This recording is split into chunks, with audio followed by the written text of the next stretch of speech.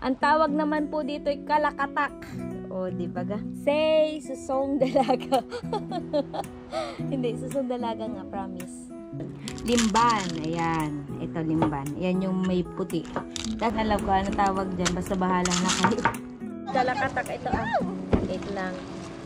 Ito ah. Ang dami, ha. Kami po mga kabalatay nangunguha na ng... Sisidlan po. Oh, dami! Dili.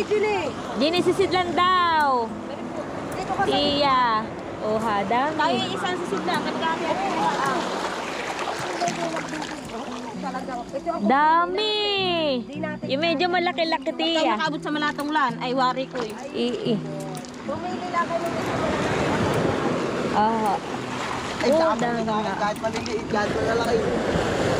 Magulani kami Iniswerte. Ayun oh. Bumili ka ng malaki. Dami oh. Ito sila, mga nangunguha ng sili. Kasi pakita mo dito. Dami na dinitan. Andun pa yung mga boys. Ito na yung aking na kuha. Dini oh. Puno na, mapuno na agad oh. Dito ka. Tingin. Yan ay piling-pili na tiyanik. Oo, ayan oh. Okay. Yung. Bilisan natin nang tayo makarami. Charik. Ay pa.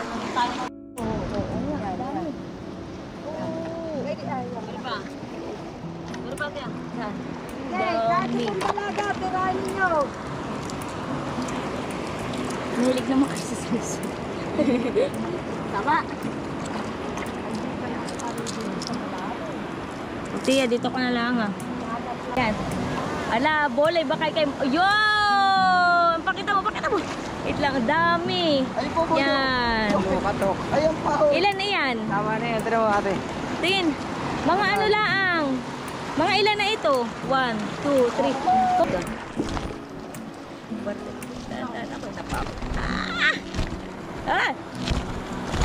Okay na, bolay. Baka ako'y maano na. Dami na nito. Magandang umaga po sa ating lahat. So tayo po ngayong umagang ito ay tayo po ay magtitinola ng sihi. So kukuha po tayo ng papaya at saka titingnan natin kung ano pa yung mga available na gulay ng aking nanay para ilagay po natin sa ating tinolang sihi. So let's go! Ay nga pala pang sihi na aming ay nakuha po namin yun kagabi. So kami po ay nangilaw at napakadami nakuhang mga sihi. So let's go! Tara! Good morning! Ang fresh ko today. Charing. Laki ng eye bags. Okay, bye-bye! So, titingnan natin mga kabalat kung may papaya si mama dito. At kukuha po tayo ng isa. Ilalagay po natin. Parang ang gagawin po natin doon sa may sihi ay atin pong sasabawan. Tapos ay para siyang malatinola ang style. O, dibaga? Ayan po yung aming papaya. Yun. Masarap po yung papayang ito at wala po masyadong buto. Ayan. So, saan kaya tayo kukuha dito? Wala naman ang nanay ko. Di ko alam kung alin ang kukunin dito.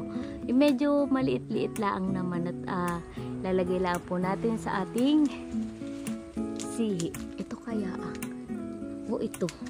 Ginialing kaya dito ang pwede na kunin.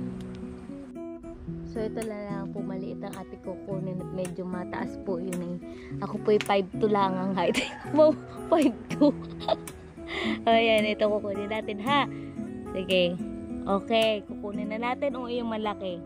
Ito, yun. Ito na lang. Ay, nako. Mahirap pag nagbablog minsan at akala ng iba kayo nababangaw dahil ikay nagsasalita mag-isa.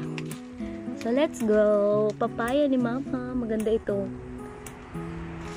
Masarap. Tapos ay, yun po, ay kabatiti ang tawag, ha. Ito po ay nagpapadami pa si mama. At sa inyo po ay marami pong nanghihingi sa akin ng puno nito. Ay, hindi ko naman po alam kung paano ito maparami. Yan, para yata itong kuha lang tayo ng konti para parang pinakang niya, toppings. Iya, toppings. Lalagay po natin sa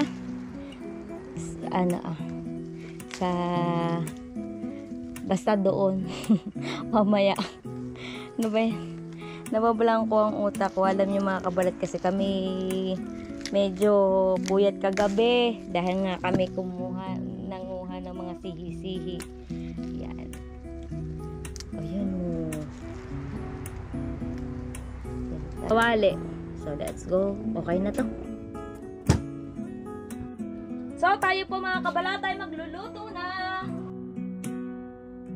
Ayan. So, sa mga nagtatanong kung ano pong tawag ng mantika dito sa amin, sa Quezon, ay ang tawag po dito yung langis. Oo. Kapag bumili ka ng mantika, sasabihin ni kay taga Maynila. At ang tawag po sa amin ng mantika ay langis. Okay?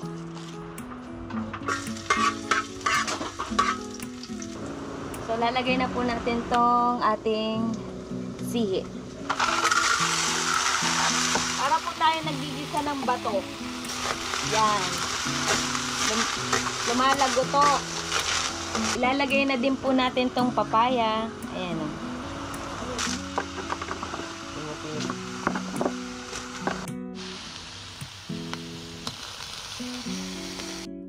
So mga kabala, tayo po kakain ng sihi. Ayan.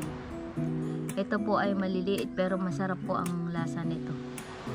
Ayan. Ito po. Malinamnam. Ito pa. Kalakatak. Tawag dito. Ayan o. Siyempre, tatanggalin po natin yung ano niya, talukap niya. Itong kulay itim at ito po yung matigas. Yan o. Sarap. Pakita ko po sa inyo yung aking sinusungkit. Yan o. Si Jenny naman, kumakain na din. So, ito po yung aking kanin. Madami po ako, nagutom talaga. So, let's eat. Tara po, kain po tayo.